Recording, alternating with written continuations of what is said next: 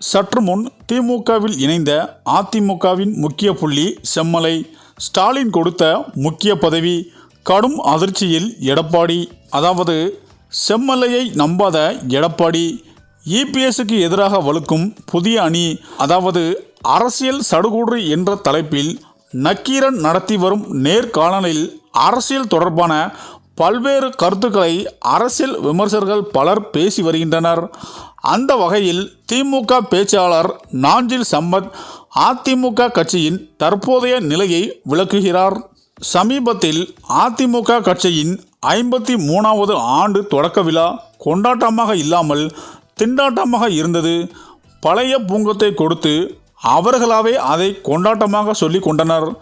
வரும் தேர்தலில் அக்கட்சி உண்மையாகவே வெற்றி பெற வேண்டுமென்றால் எடப்பாடி பழனிசாமி பொதுச் செயலாளர் பதவியில் இருந்து விலகி பெரிய தியாகத்தை செய்ய வேண்டும்.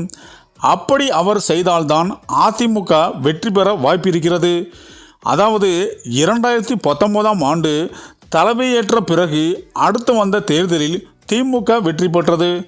அதற்கு முன்பு இருந்த அதிமுக அமோக வெற்றி பெற்றிருந்தது.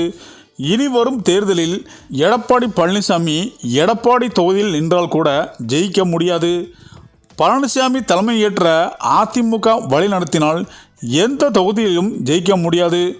இதை கடக்கோடி தொண்டன் வரையிலும் உணர்ந்து விட்டார்கள். அதனால்தான் எதிர்பார்த்த அளவிற்கு அதிமுகவின் 53ஆம் ஆண்டு தொடக்க விழா கொண்டாடப்படவில்லை.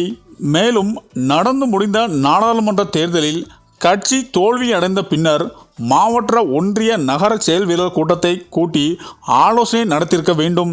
அதை விட்டுவிட்டு பேருக்காக ஒரு ஆலோசனை கூட்டத்தை கூட்டி அவர் பக்கம் யார் இருக்கிறார் என்று பார்த்தவர் எடப்பாடி பழனிசாமி. இந்த ஆலோசனை கூட்டங்கள் நடத்துவதற்கு பதிலாக பழைய பூங்கத்தை வாங்கி கொண்டு இன்னும் சிரித்து கொண்டு இருக்கிறார். கண்டிப்பாக அவரால் கட்சியை வழிநடத்த முடியாது. முன்பு இருந்தே எடப்பாடி பழனிசாமிக்கும் செம்மலைக்கும் ஆகாது. ஏனென்றால் நியமனமாக செம்மலை தான் முதல்வராக ஆயிருக்க வேண்டும்.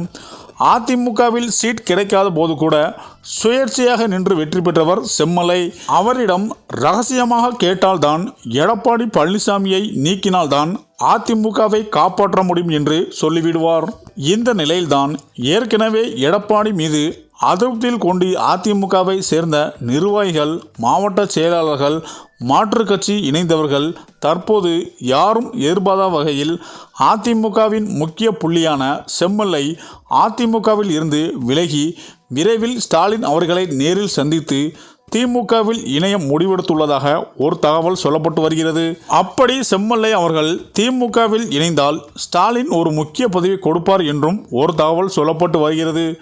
இந்த தகவல் அதிமுக தலைமையான எடப்பாடியை கடும் அதிர்ச்சியில் ஆழ்த்தியுள்ளது என அரசியல் வட்டாரங்கள் கூறி வருகின்றனர். சரி, இந்த வீடியோ பற்றிய உங்கள் கருத்துக்களை கமெண்ட்ல சொல்லுங்க.